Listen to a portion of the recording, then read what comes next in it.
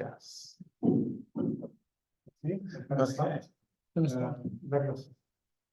Okay. Today, Professor Douglas Tucker from Trinidad will give us lecture about his last work about black holes and other things with our Sahara. It's all right. Sorry, come on back. Oh, okay. Well, let's see. All right. Thank you very much. Can you hear me? Okay. Yeah, let's see. The lights go down. Yes.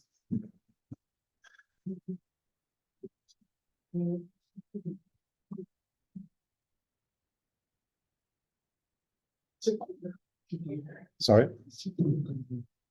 I think it's on.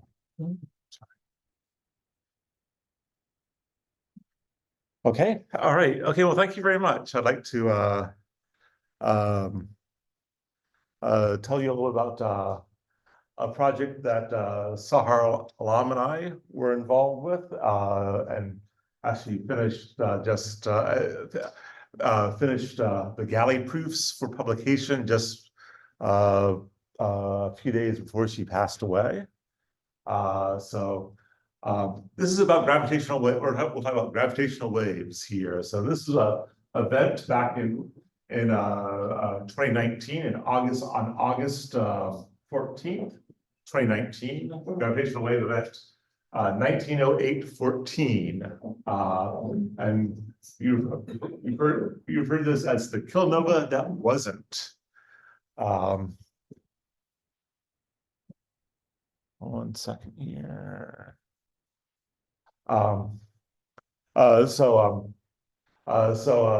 main collaborators on this that were myself, Matt Wiesner, and SOAR, and many others et al. On behalf of the Dark Energy Survey Collaboration. Let's just an outline first. So that will go do quite a bit of background on gravitational waves and gravitational wave detectors. We'll talk a little about binary black hole mergers. We have two black holes that are orbiting each other and they're releasing gravitational energy, and they in-spiral and they merge and form a bigger black hole.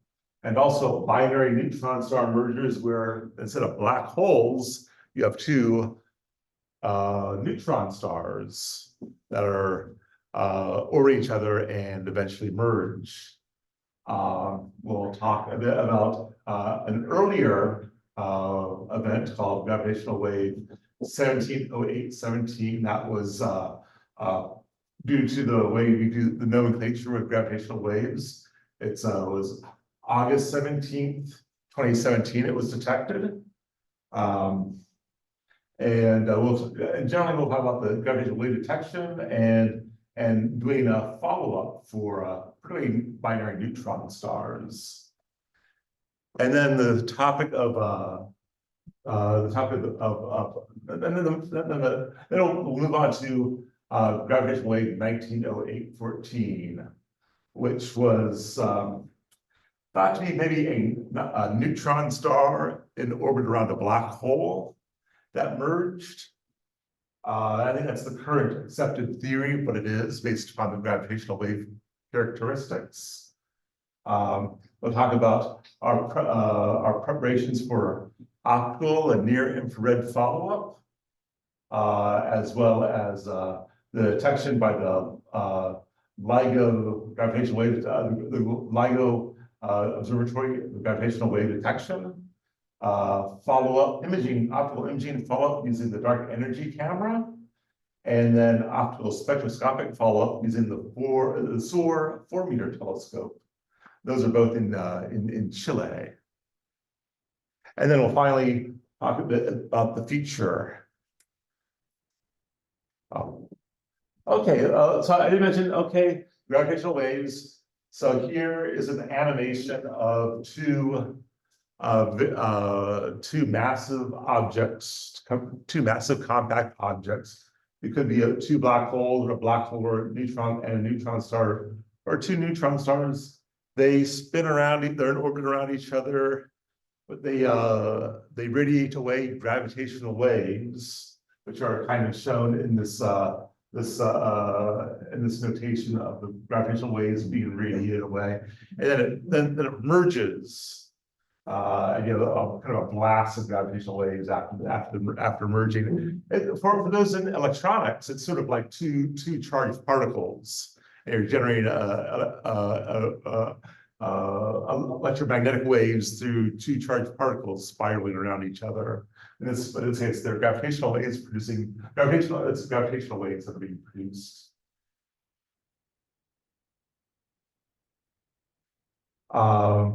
So the first two main detectors in this set of observatories across the globe of the Laser Interferometer Gravitational Wave Observatory, or LIGO, were the Hanford Observatory in Hanford, Washington, in the U.S., and the Livingston, Louisiana Observatory in Louisiana. It's also the U.S. And you'll notice it doesn't look like a normal observatory that one might be used to. It's actually two perpendicular beam areas. I can see that here in Hanford, likewise here in Livingston. I'll show you how that works out in a second. So what we do is, well, not me, because I'm not really involved with LIGO itself. I just help with the electromagnetic follow-up, optical follow-up. But it's basically from undergraduate physics, you have a Michelson-Morley interferometer. You have two beam areas, orthogonal, a 90 degree at 90 degrees. You have a laser. It hits a beam splitter, so some of the laser beam goes up, some of it goes outway. It hits a mirror, and it comes back, and it comes back, and then it goes to a detector. So these are basically, it should be the same length of beam, but if there's any variation, say if you have a gravitational wave go through and it affects the space-time of your detector, it'll shorten or increase the size of the two beams, beam paths. And so, okay, light is a wave, so you'll get a combination of constructive and destructive interference of beam waves. So you'll get either as a gravitational wave goes through here, it affects the sizes of the sizes of the two beam lines, and you'll get either dark or light pattern. You'll get a pattern of dark or light depending on whether the beams are in phase and you get add up the light, or they're out of phase and you get destructive interference. And this is really amazing, even for Michelson interferometers, because it can measure changes in length of 10 to the minus 18th meters, which is roughly 1/1000th of the width of a proton. This is just crazily accurate, crazily precise. So I have no part of this aspect of it, but the people who did that, people who made these observatories, that's just really the engineers who built these observatories it's just amazing. Oh, okay, so here's the location of those two observatories, the one in Hanford, Washington, and the one in Livingston, Louisiana. And it would take a light particle, or anything that moves at the speed of light, like a gravitational wave. If it first was in that part of the sky and coming this way, it would hit this observatory first, and then 10 milliseconds later, it would hit this observatory. Because it's about 3,000 kilometers between the two observatories. The speed of light is 300,000 kilometers per second. This is very useful for trying to measure where the event took place. As you can say, if it's it gives you an idea if it's this observatory before this observatory, you know that it's that the object is in that part of the sky. If it hits this one before that one, it's in that part of the sky. And it's and the timing will kind of tell you whether it's kind of somewhere in a broad circle around where in the sky using those two telescopes. As you add more telescopes, you get a better idea. You can triangulate better where the merger event occurred. And here's an example of a map of localizing on the sky where the object was. So this was two black holes that merged and were detected on December 26, 2015. And here's this image of the southern sky. Here is the Milky Way galaxy, the large Magellanic Cloud, small Magellanic Cloud. And these contours were an estimate of 90%, 50%, 90%, 95% contours of where they thought that that merger occurred. Now, this is really painful if you want to try to look up, try to take an optical telescope and find out where that object is, because you have such a large area of sky to search. And that's why it's important to have more observatories to help triangulate better and get a better idea where the object is. But even without getting optical or near-infrared follow-up, you can get very interesting bits of information just from the gravitational wave properties. They can model the effect. So here, this red line is the signal of, as it was inspiring, the frequency kind of stays. The frequency of the gravitational waves is at, say, one tone, and then it gradually, or one frequency, and it increases until the merger. So they kind of sound like a chirp, like a bird chirp. It goes chirp at the last bit when it kind of merges. And so here you see the Hanford observation, and then you see the waves increase in amplitude and decrease in frequency as time goes by. Here in blue is from the Livingston Observatory, overplotted and shifted by the amount due to the different distances the observatory visit. The gravitational waves hit one of the observatories before the other ones. They shifted. So you see, yeah, they match up pretty well. It's the noise, but I mean, yes, they match up pretty well. And then you can do various modeling the effects to model the size of the two black holes and the final black hole size that came out and the energy that went in gravitational waves. In this case, it was one black hole that was about 30.6 times the mass of our sun. And it merged with a black hole that was 35.6 times the mass of the sun. And what resulted was a black hole that was 63.1 times the mass of the sun. But if you add up 30.6 and 35.6, you get more than 63.1. All that rest, about 3 times the mass of the sun, went into gravitational waves that were spread out through the universe.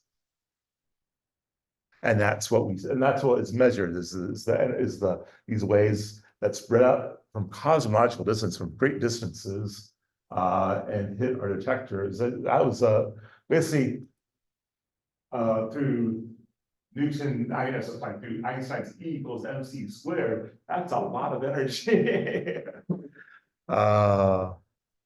And as a result, the scientists who theorize and help design these design detectors. These are mostly theorists, but Weiss, Barish, and Thorne won the Nobel Prize in 2017 due to the detection of these due to this first detection of the first gravitational wave detection, which happened on September 14th, 2015, just not even 8 years ago. Okay, so okay, so far so even today, even in 2024, almost everything that's been discovered have been two black holes merging together, and here are those little strain maps, strain versus or the gravitational wave versus time plots for this, for the original one and for some other ones. Some of them are longer, some of them are shorter. You can see the variation and the decrease in the frequency with time, making that little sort of chirping noise. Now, in August 2017, a chirp, or well, these a gravitational wave event was discovered, which was much different from these others, and actually it doesn't even show all on this plot. We need to, so this is observed time, the time of the event, timing of the event. So how long that signal goes from sort of 0 to, just 2 seconds, but we actually need to let's see. This one, it keeps on going. It says, let's see, it keeps on going, and suddenly, at about 59 seconds, it chirps and it merged together. Oh.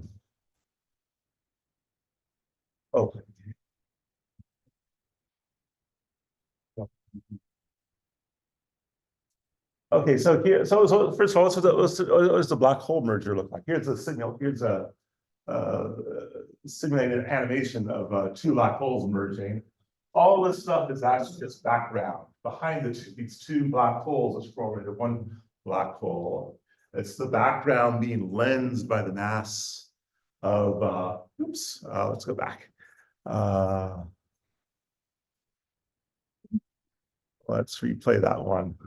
It's just the background material being lensed by the mass, the black hole. You have two black holes merging together. There's actually no sort of normal matter, baryonic matter associated with this. All you see here is just the background, gas in the background its image being bent by the mass of the two black holes until they merge.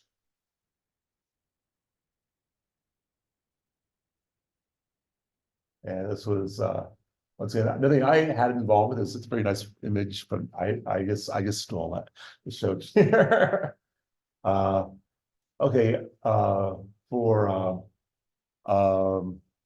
neutron stars is a little bit different. You have neutron matter, which can interact through the electromagnetic force. You can get an explosion, which is observable by in the electromagnetic it will emit electromagnetic waves, light of different wavelengths. So let's look at an animation of two neutron stars. This is a simulation of that first of the first binary neutron star observed. This is supposed to take over 9 days. This simulation, the simulation shows 9 days compressed into like 30 seconds. But you have two neutron stars, and the blue is supposed to indicate like gravitational waves being kind of shed off it'll suddenly merge in a big blast of blue waves or electromagnetic or gravitational wave radiation. You'll get this is neutron-rich material that's being because it's being spread out as the two neutron stars basically disrupt, blow apart entirely. Oh, and then there's let's stop and let's show that one again. Okay, yeah, the two neutrons they're shedding, as they rotate, they shed gravitational radiation, gravitational wave radiation until they merge in big bursts of gravitational radiation. You have a polar outflow, which creates gamma ray bursts. First thing you usually see is a gamma ray burst. And then in the end, you get sort of as material hits the interstellar medium, you get X-ray radiation. So I'll do it one more time. And you have two neutron stars getting in spiraling. You get the gravitational wave event, the merger, neutron-rich material, and eventually the energy hits the interstellar media. You get X-ray and radio rate waves in the later on. Okay, this is all, and then to kind of finish up the background, you can say that gravitational. I should also mention there's also now the Virgo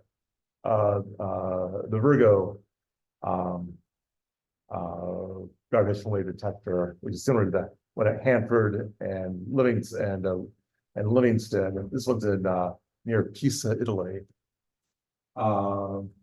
So gravitational wave detectors themselves, the things that detect gravitational waves, they're very good at identifying the merging compact objects at great distances, hundreds of megaparsecs, even gigaparsecs. With binary neutron stars, you may get an electromagnetic afterglow due to the all the neutron, the neutronium that's disrupted. You can have two black holes merge. You generally don't expect to get any optical or near infrared or electromagnetic afterglow from that, but you can always look, maybe something. And then you may have like a neutron star black hole pair that merges, and there you have neutron material. You may get an afterglow, or you might not. We don't know.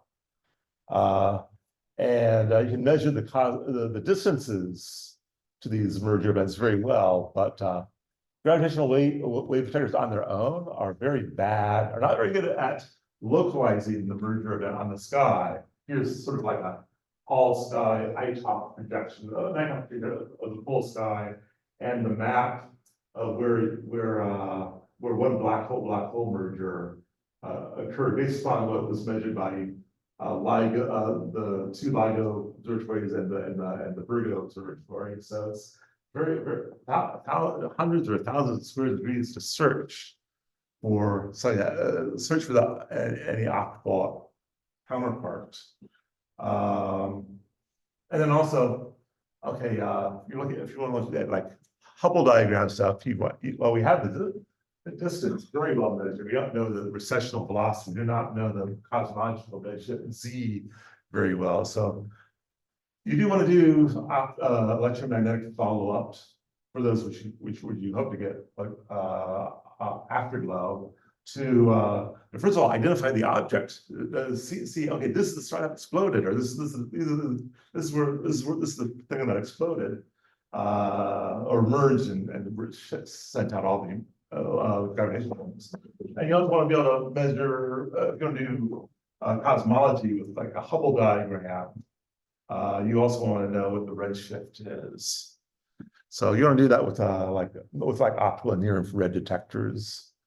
And so localizing, you want to do imaging follow-up. optical near IR imaging follow-up for finding the redshift. You want to use spectroscopic follow-up, and you may also need to do spectroscopic follow-up if you have a lot of candidates remaining from your imaging follow-up. So I'm part of the SOAR and I were part of the Dark Energy Survey Gravitational Wave team, doing optical imaging follow-up with the dark energy camera. So here's the dark energy camera. It's mounted on the 4-meter telescope at CTIO at Cerro Chihuahua Inter-American Observatory in Chile. Here's the telescope. Here's the camera here. It has a 570 megapixel camera. The CCDs are optimized, are red optimized, because it's more of a cosmological camera for looking at highly redshifted galaxies. And sub-arcsecond stellar point spread functions. The image quality is quite good at this site and this camera. It's a really good imaging survey instrument. Let's see. Okay, here's it's a little hard to see. It's sort of a hexagon. And here are galaxies and stars, it's a 2.2 degree across image, 3 square degree image. And for comparison, this is what the size of the full moon would look like on this image. So it's a big camera, a big field of view. And so it's very useful for like doing survey work. So going back to the first of the binary neutron star mergers, so recall that was the GW 170817 merger. So there was a gamma ray burst circular that was sent out by email as soon as the LIGO team, LIGO and Virgo Collaboration detected this object, and they had the current students of the estimate when they released this at 1400 hours GMT on the 17th was this one chance in 1,000 years. That's where it's like this is like a spurious result would be expected about one time every 10,000 years. So it's a really highly reliable detection.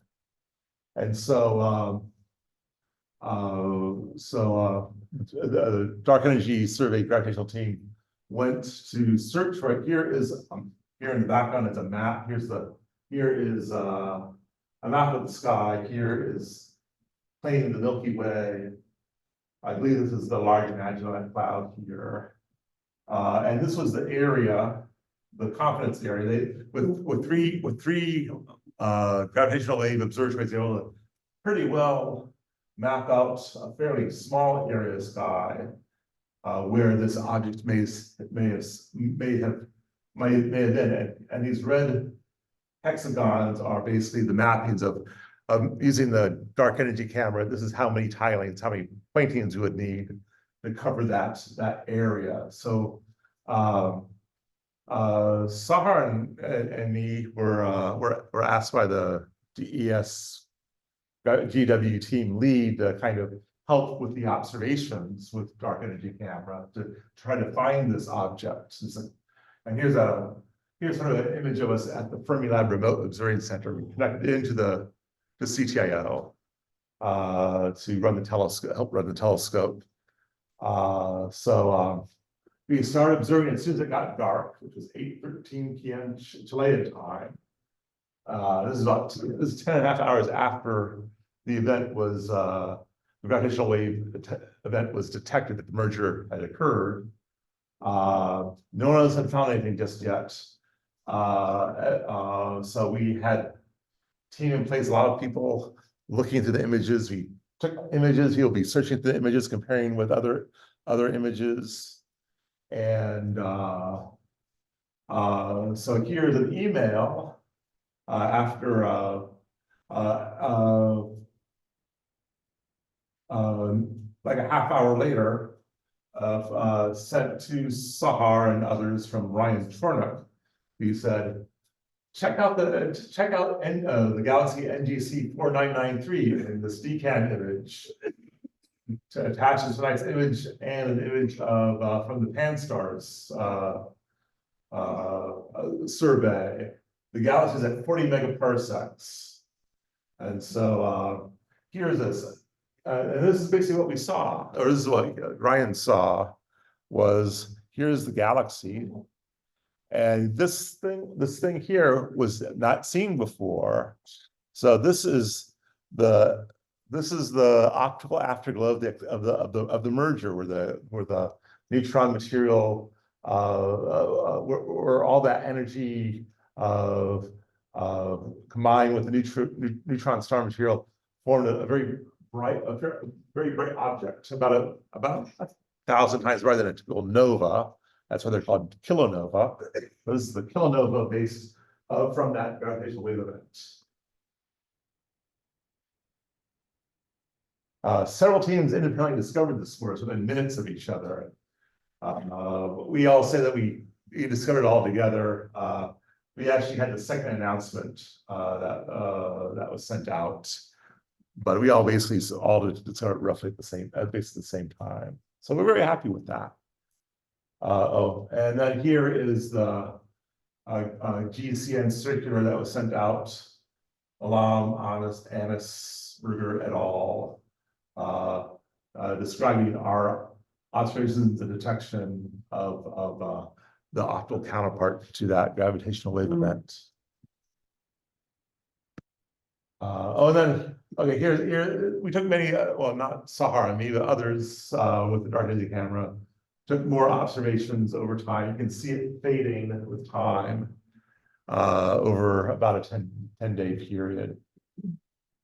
So others also took optical spectroscopy here in the SOAR 4-meter telescope.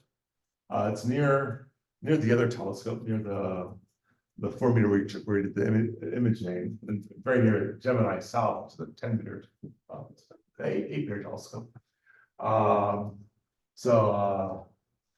Nicole et al. Observed this over several days in the following week, looking at the spectra of this the optical near IR spectrum of this object. And noteworthy thing is it looks more or less like a black body spectrum with some noise imposed on it. The material being expulsed from this merger is going at about a third the speed of light, and it just smears out any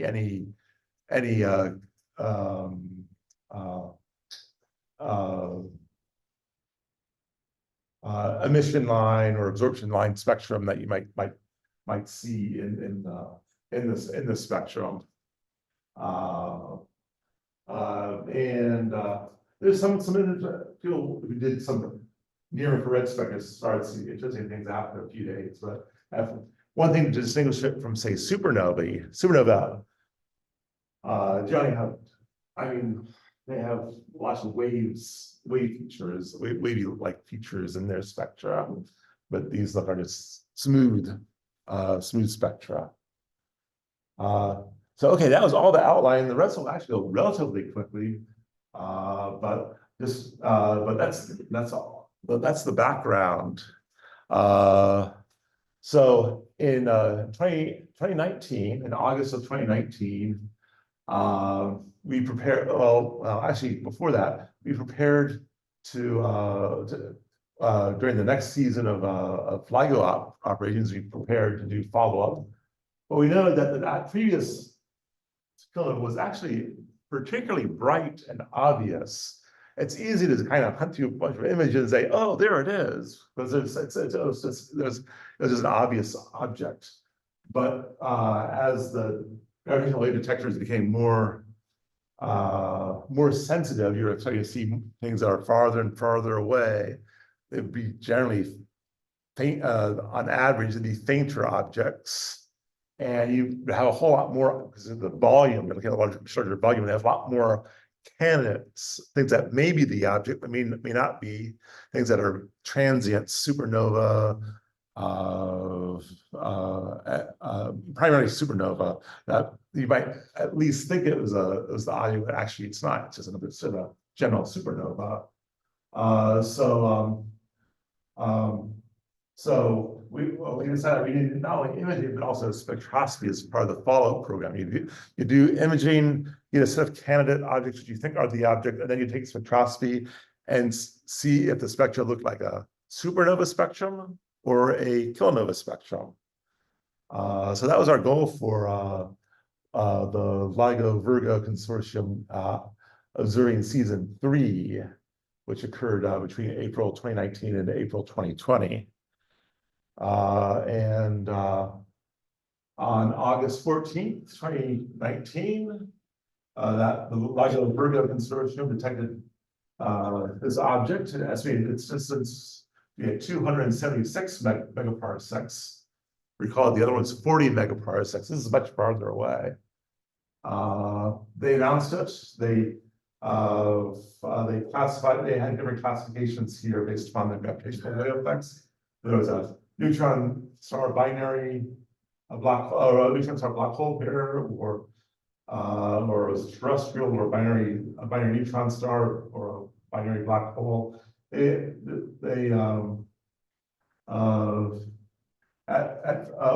something called a mascot. Is apparently between around 2.5, between like 2 and 5 solar masses.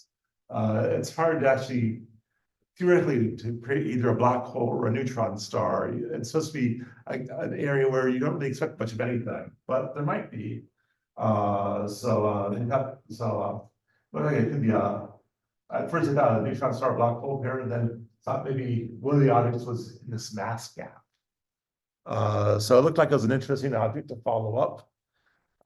So we did. Since they had 3 observatories going on, we got a fairly good sky map for where these objects might be. We observed them with the dark energy camera. We found 30,000 things that look like it could be of transients in that area at that time. That's a lot of objects to look at, but they were able to narrow it down to 15 candidates, of which 11 we observed with the SOAR 4-meter telescope doing spectroscopy.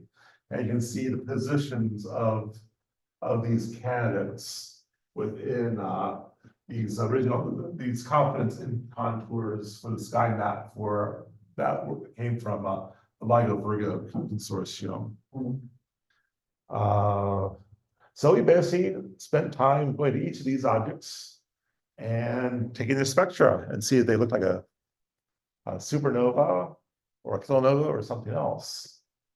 Oh, actually, later on, much later on, the LIGO Virgo Consortium created another map.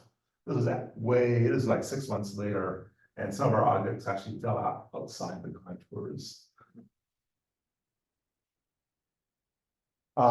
Let's see.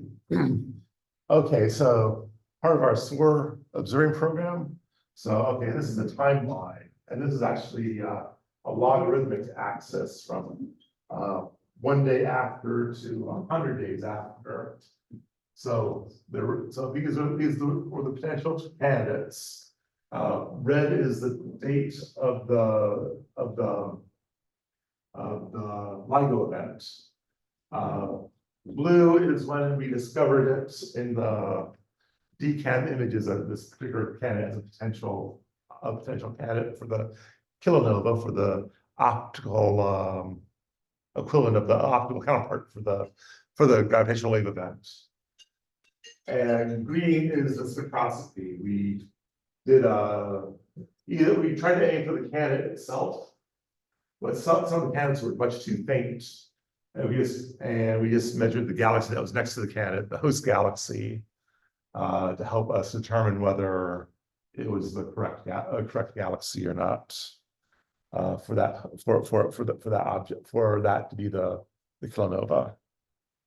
And the next few plots are basically showing how we pulled our hair out in frustration because none of them turned out to be the Kilonova. But for instance, okay, here's one of our targets. Here's the finding chart. You see the galaxy here, that, and circled in yellow is the candidate that we were that might be the counterpart to the gravitational wave event. We have a light curve, typically in two near-infrared bands, the so-called I band and Z band. Those are about 8,000 angstroms and 9,000 angstroms center wavelength. And the green line shows where we took the time when we took the spectrum. But so we had some Z band observations, the rise, and then an I band observation way out here 15 days later. And we took a spectrum. So the observed spectrum is in cyan, it's bluish, and we've tried to fit it with different templates. We tried supernova spectrum templates, and we tried kilonova spectrum templates, and almost everything turned out to be a supernova. Here we have it fit very well with a supernova at about a redshift of 0.07. Supernova type 2. The subclass was debatable about entirely which code we used to try to do the fit. We also created our own code to fit against theoretical models for Kilonova spectra. And as I mentioned before, they generally, that's the black line. Generally, they look like more or less black light was no features. Just the fact that we had this big feature here, it pretty much indicated that this guy was not our Kilonova. Another one. Okay, this was just stupidity on our part. We didn't look at this image and realize, oh, there's something that's fluctuating in the center of a spiral face-on spiral galaxy. I should have known, obviously, that as a safer too, but we didn't think about it, and we went ahead and took the spectrum. Here's the light curve. Here is an attempt at fitting to supernova templates. Just really bad. It's a horrible fit. Here, an attempt at fitting to kilonova templates. Again, terrible fit. You can see the typical features of a safer galaxy, a safer to safer to AGN, active node. We play, oh, then we thought, oh, what is this? Oh, why don't we try to fit an AGN spectrum to it? And yes, it fits perfectly to an AGN spectrum at a redshift of 0.08.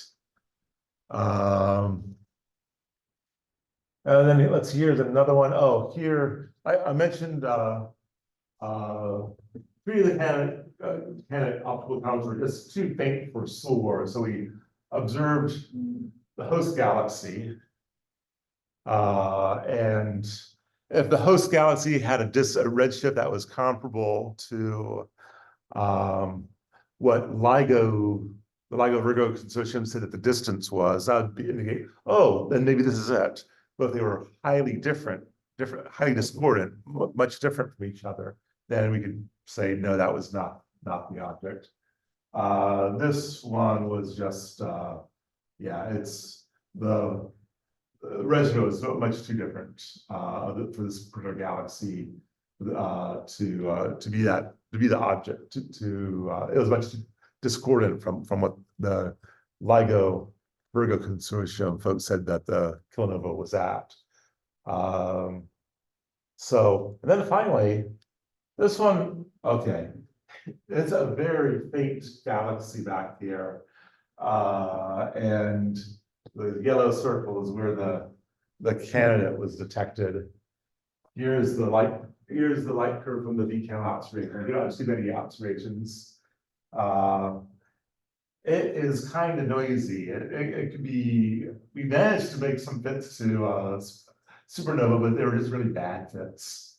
It could actually be conceivably fit fairly well to a kilonova spectrum. But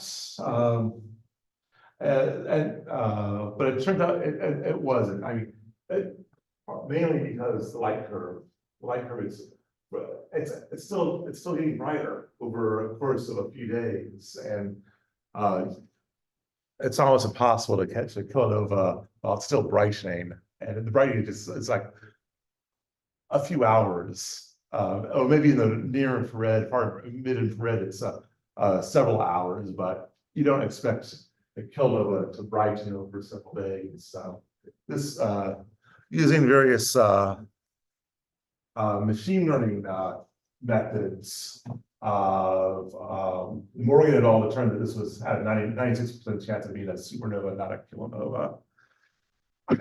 So we went to a lot of effort, but we found nothing. So it was a negative result, but it's still useful for publishing. So people in the future will know that this is kind of a difficult thing to do. So none of our candidates turned out to be an optical counterpart to this gravitational merger event. But no one else found it either. So we can satisfy ourselves with that. But it does provide interesting constraints on the properties of these types of mergers, and Morgan et al. And Kilpatrick et al. Were able to use that information. And Palmeza et al. Or can still include this object in treating this gravitational wave object as a standard siren for measuring the Hubble constant, and also gave us time to prepare for the future. Actually, in this case, the future is the current during LIGO 04, which is occurring right now. Let's see. So the LIGO, Virgo, and now Kagra observatory, gravitational wave observatories have collected a large selection of these black holes and neutron stars. So there's this very nice web page where they collate these, where it shows the two objects, the mass of the two objects and what they merged out to become. And you click on one over here. This was the first black hole pair of gravitational wave. That first basic gravitational wave event was discovered by LIGO, and so you get all the detailed information of the mass of the two objects and the final mass and how much ended up in the gravitational waves. Let's see. Here is sorry, I didn't mention these are on the side here are the mass and solar masses for the components and the final object. Here was the first binary neutron star discovered, merger event GW 170817, and you see the two objects that had a mass of about 1.5 and 1.3 solar masses, and ended up with a final solar mass of 2.8 solar masses, plus energy that went into the gravitational waves. And this is the object that we were desperately trying to find. So one object was a black hole. Apparently one object was indeed a black hole of a mass of 23 solar masses. And the other object here appeared to be a neutron star or something in this mass gap area of about 2.6 solar masses, and they ended up with a final mass of 25.7 solar masses. This is nice. It's at Northwestern University. It was one of the places that was this plot. They keep it updated. Okay, this is slightly old. This is a plot from Barry Barish, one of the Nobel Prize winners, talking about the gravitational wave network as they're being built over time. So we have the Hanford and Livingston ones. There's the Virgo one that came online, and also the Kagra in Japan. It's can't come online. There's a sort of test one that's been online for a while called Geo 600. And there's this one in India that I'm not quite sure what the status is. But there was one being built in India also. And the more you build over a larger area of the Earth, the better you can triangulate where the object is on the sky. So that's okay.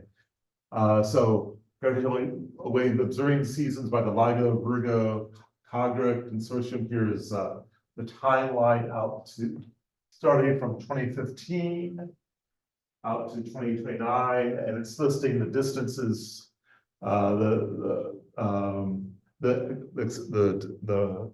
estimates for how the distances for a binary neutron star to be discovered. There was season 1 back in 2015, 2016. Season 2. This is when GW 1708-17 was discovered. Season 3, which was the top of the second part of the top, was that object which we never could find out what it was. Season 4 is actually in progress. They're actually now in this sort of engineering gap period where they're just checking things out, fine-tuning things after several months, and then there'll be another season that starts up in a few years, in around 2027. They usually run for about a year, take about a year off to upgrade, run for a year, and so on, more or less. And actually, that is more or less it. I just do want to mention that. Can I just go back to the very beginning? So the paper was published in 2022. We actually, as I think I mentioned at the beginning of the talk, SOAR was actually working on this to the very end.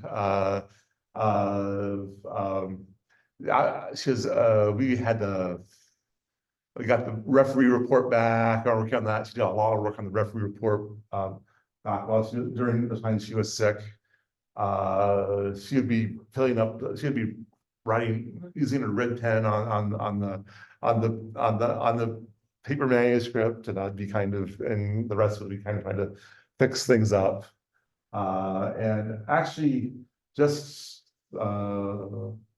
I feel like the Thursday or Friday before she passed away, the galley proofs, the final galley proofs were submitted. She knew it was going to be published. But yeah, it got finished before she knew it was finished, and it was going to be published before she passed on, which was great. And actually, I think that's it. I'd like to thank you all, and if there's any questions.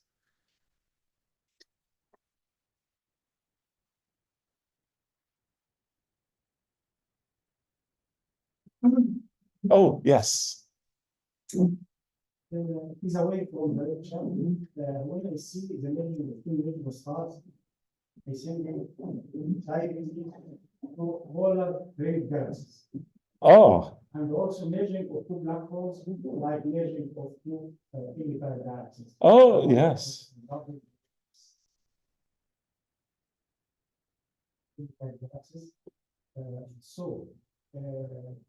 Are there any link between measuring of galaxies and the world, galaxies, and your work?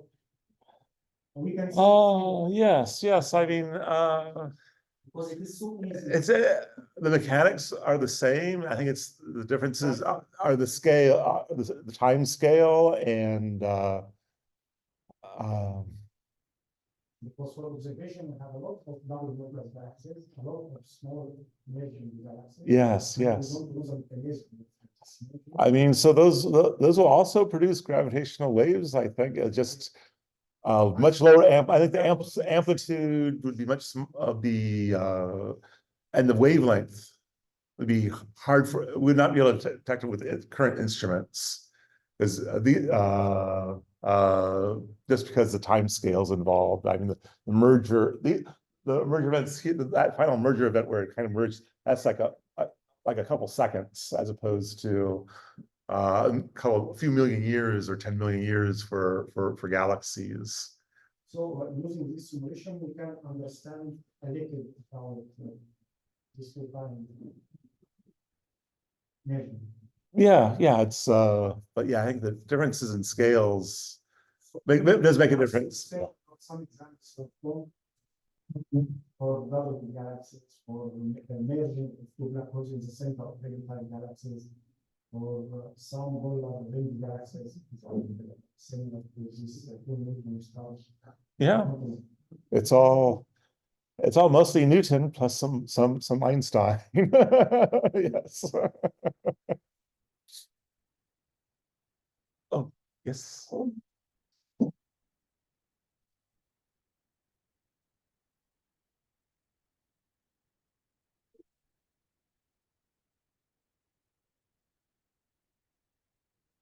Suppose the binary star.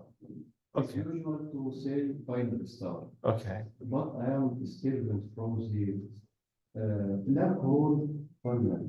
Okay. You know, the black hole is capturing tools for the other objects.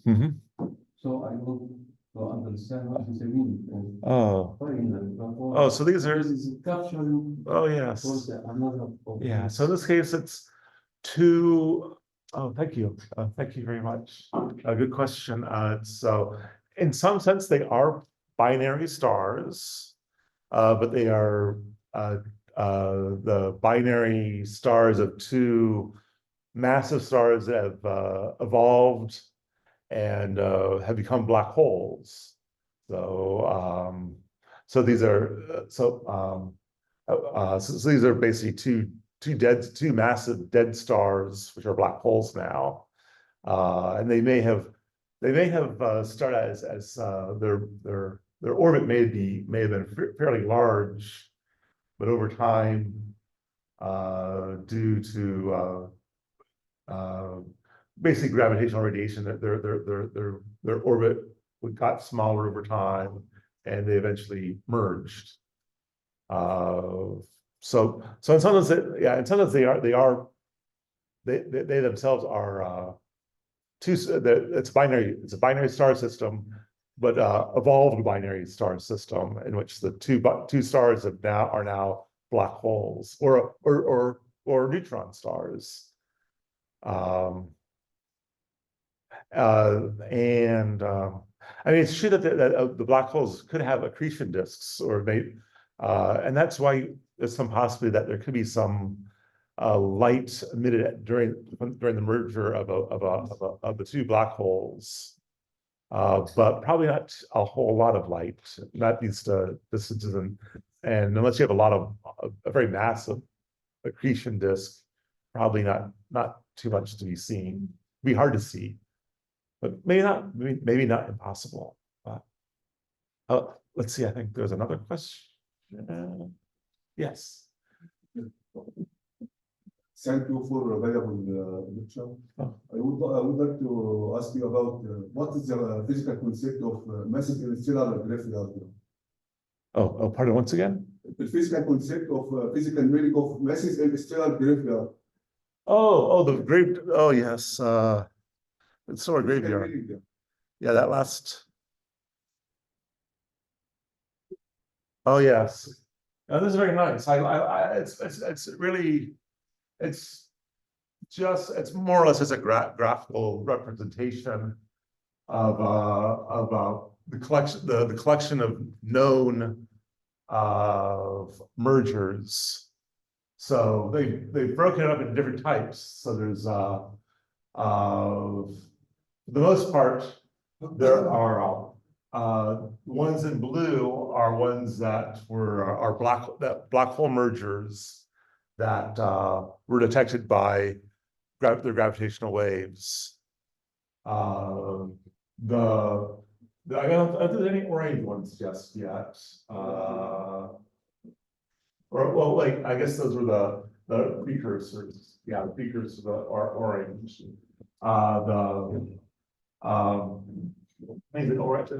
Is it orange, blue, or the few that are red are things that were detected? Well, no, not the no. Wait. Blue and orange were detected by their gravitational waves. There are some that were detected not through gravitational waves, but just purely through optical or their electromagnetic effects. So I guess in this case, as your esteemed colleague mentioned, that there's also other I guess there could be some electromagnetic signature from black hole mergers. These are not merging. These are mergers. These are not merging. These are just known black holes that were detected somehow through optical or some electromagnetic effects. And the yellow are neutron stars that were likewise discovered through electromagnetic effects, not through gravitational waves. And all the rest are gravitational wave effects, and those are all, at the moment, those are all merger events. Yep. Here, there's two black holes that merge to form a single black hole.